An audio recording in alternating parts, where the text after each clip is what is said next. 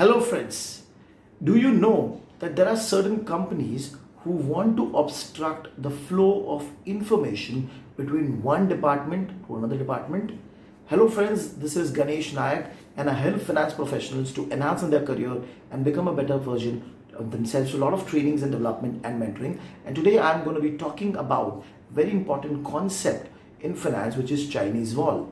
What exactly those Chinese wall are and why do we need to have a Chinese wall in our organization.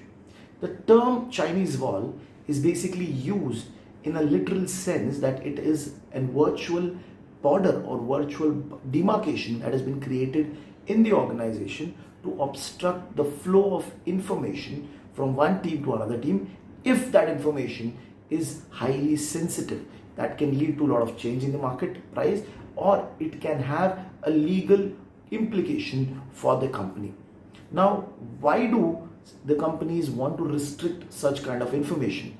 This Chinese policy is generally used in investment banking domain or in the trading domain, where the teams are constantly in touch with the client. They get to see the clients, a lot of financial information, a lot of inside information, and which they cannot share to public, and those informations are called as materially non-public information or MNPI. So they are privy to such information and hence they are called as the private side of the business, and those people who do not have such information within the organization are called as public side.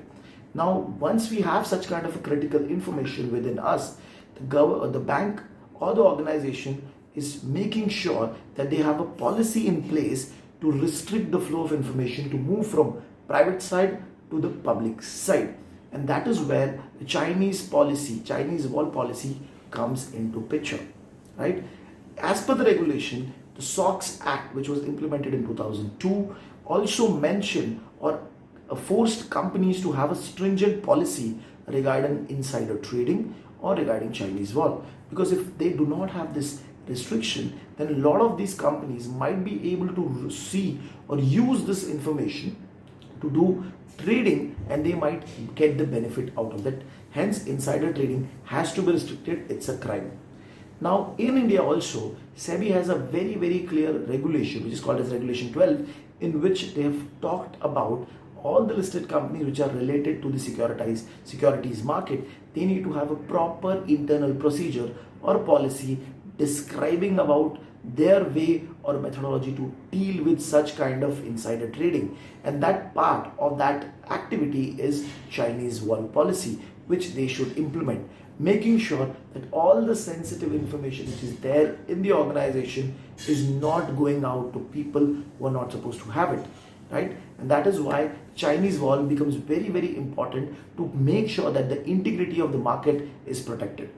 So friends, today we talked about Chinese wall. In case if you have any queries or feedback, kindly post it in the comment section. We'll try to address it as soon as possible, and we'll be coming up with more such exciting videos in the future.